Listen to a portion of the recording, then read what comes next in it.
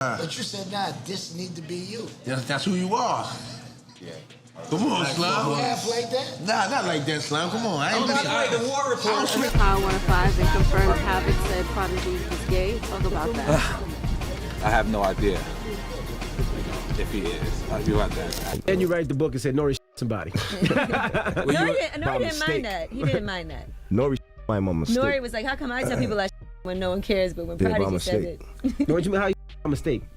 The ground. They calling and saying, yo, Prodigy doesn't want to be a part of the record anymore. So we left Prodigy on the hook. We took his verse off. Capone is finally setting the record straight on what really went down between N.O.R.E. and Prodigy. And it's got people wondering if N.O.R.E. was actually part of a bigger plan to take Prodigy down. For years, most people thought the tension between Prodigy and CNN was just some old street drama. Jail rumors, misunderstandings, the usual rap beef stuff. But now fans are starting to connect the dots. And some are saying N.O.R.E. might have played a role in Prodigy's downfall. So what exactly did Capone say? What did he reveal about N.O.R.E.'s real issue with Prodigy? And was N.O.R.E. really connected to the rumored industry plan to silence Prodigy for good? Let's break it down. They put no. I gotta say that. I gotta say that because Marley wasn't privileged. Marley put in work. To understand why Capone's recent comments hit so hard, you've got to go back to the late 90s and early 2000s. At that time, Mobb Deep and Capone and Noriega were both holding it down for Queens as street-certified crews, not industry plans. Now, Prodigy and N.O.R.E. weren't best friends or anything, but they definitely crossed paths, appeared on tracks together, shared stages, and knew a lot of the same people. And there was mutual respect, at least on the surface. But then things started to shift. Fast forward to 2011, and everything blew up when Prodigy released his autobiography, My Infamous Life. That book shook the industry because he called people out by name, and one of the names in there was Capone. According to Prodigy, Capone testified in a case connected to Havoc's brother, Killer Black. And whether it was true or not, just putting that kind of allegation in print was enough to set things off. Capone went on interviews heated, daring Prodigy to call him a snitch to his face. I didn't know nothing about the crime. I wasn't Killer's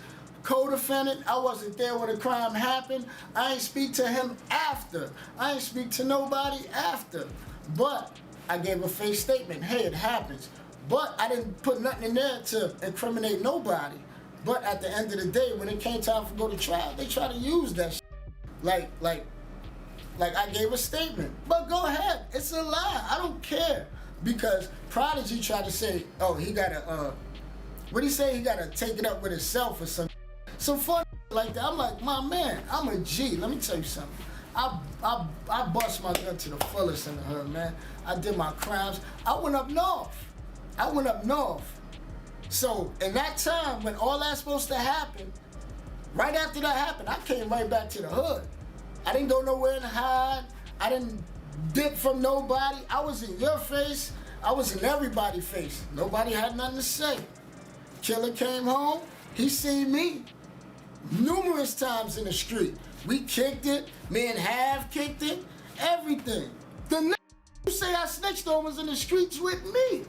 With me, man. With me. Like it's not a mystery that he was in the streets with me. Then when I go to jail, he goes and runs with the I was with before I went to jail. So come on, I can't be that much of a snitch, B, because I had ample time to say anything they wanted, to do anything they wanted. It's 17 years later, my dude. Now come find out you drop a book. You want to mention that? Yeah, everybody told me that to my face 15 years ago. You could have told me that anyway. You could have tried to dead my career.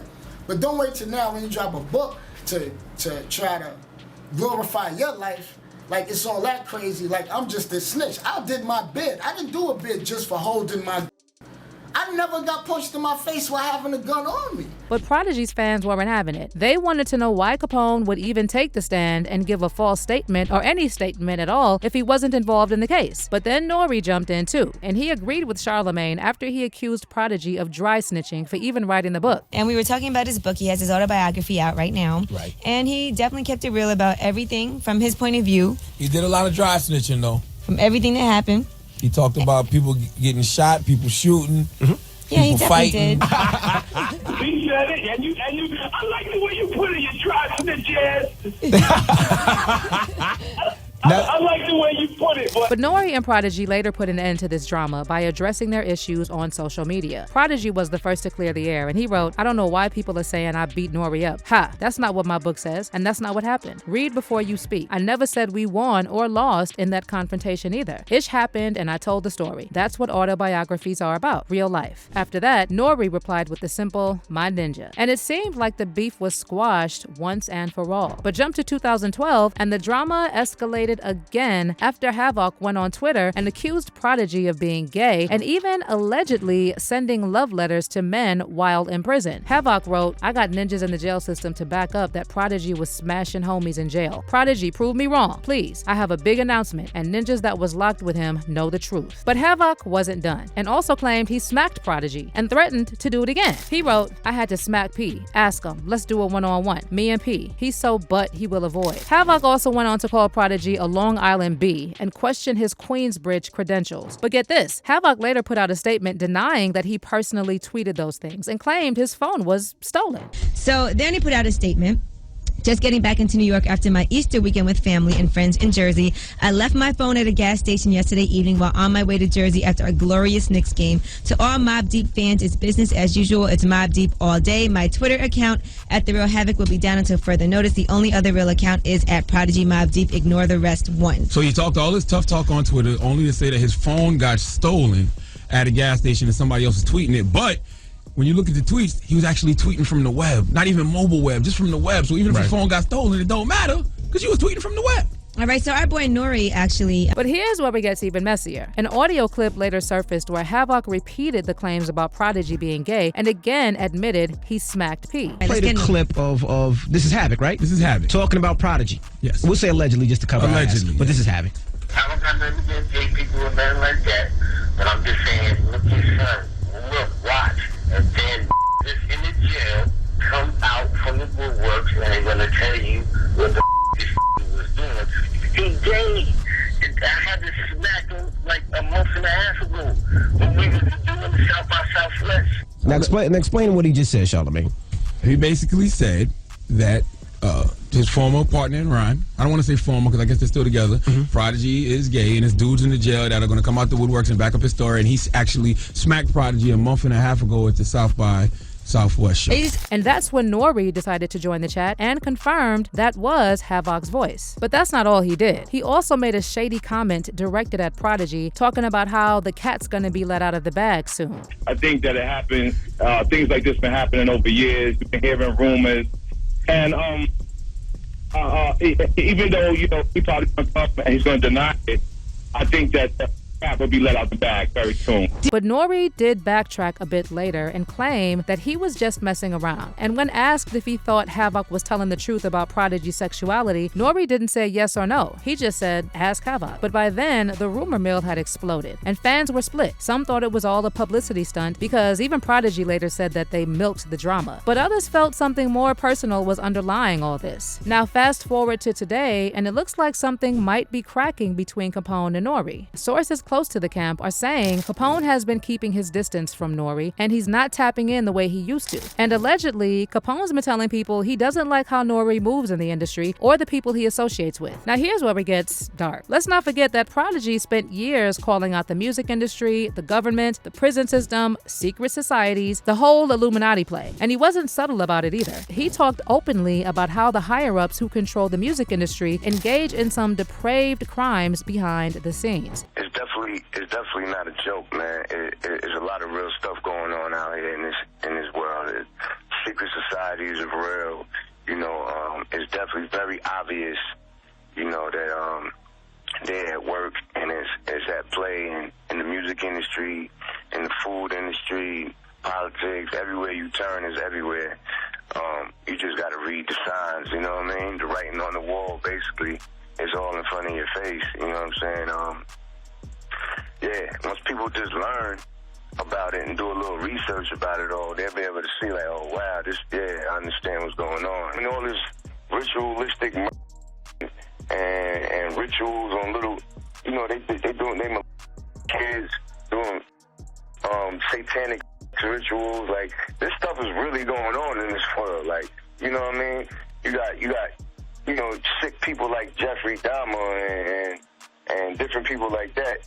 And I believe that it was a different background to it, why he was doing what he was doing. I think it was some ritualistic things going on. Prodigy even went as far as to say that he wasn't afraid to die if that's what it took to expose the real truth. Even though I was inside, locked in a prison, I wanted to show them that I still had no fear in my heart, about speaking my mind and letting people know what time it is. There's no reason for me to fear because it's really nothing. There's nothing they can do besides and I'm not afraid of that. And then in 2017, Prodigy dies, allegedly choking on an egg in a hospital bed. And get this, he was in the middle of making a musical about the Illuminati at the time of his death. Naturally, fans started asking questions because the official story didn't add up. But N.O.R.E was quick to shut it down. And in a recent interview he did with Havoc, when the topic came up, he brushed it off, called it a conspiracy theory, and it seemed like he was trying to get Havoc to agree with him that it was all just a conspiracy. Now, I'm sorry to start with you with such a harsh question, but a lot of people, when they look at Prodigy's death, right, there's a lot of conspiracy theories that floats around that death. People actually say that it was an eggshell. Obviously, when I want to interview anybody, I Google everything, and people are saying, and then there's this video. And you tell me if this is real or not, I don't know. A Prodigy and they're like Illuminati, a guy running up on the Illuminati and saying, you better not put out this video. Somebody was ran up on him, yeah, and he had the people had a mask on. Did you ever see this video? Nah, it was a real video? It was I don't know if it's a real video. Up on him? Yeah, they ran up on him and they was like, you better not put this video out, whatever video that it is. Now, some people think that N.O.R.E was trying to protect his industry relationships. And then others believe he was doing damage control because maybe he knew something. Or worse, maybe he played a role. Not in the literal setup, but in the discrediting, the gaslighting, and the alienating of Prodigy when he needed backup the most. And if N.O.R.E was really just joking when he co-signed those rumors about P being gay and squashed their beef, why keep Prodigy's name spinning in a negative light? And with rumors about Capone now distancing himself from N.O.R.E, maybe he knows more than he's saying. And this is his way of washing his hands. Either way, the cracks are showing, and the more you dig, the more this doesn't look like just old rap beef. At the end of the day, in an industry that's this wicked, the ones who rise to the top and stay there often seem to be the ones who play the game, who stay quiet, who fall in line. But the ones who speak out or question too much, like Prodigy, they either fall off or they get eliminated. And now people are saying that it's no coincidence that Prodigy died the way he did, under very sketchy circumstances, while others like N.O.R.E got corporate deals with Diddy's platform, Revolt. So now the real question is, did N.O.R.E make it because he sold out? Was he rewarded for playing along, or worse, for helping silence someone who wouldn't? Do you think he was compromised? And when you look back at how he treated Prodigy, do you think it was all just jokes, or was it something darker? Let me know what you think about all this in the comments, and I'll catch you in this next video.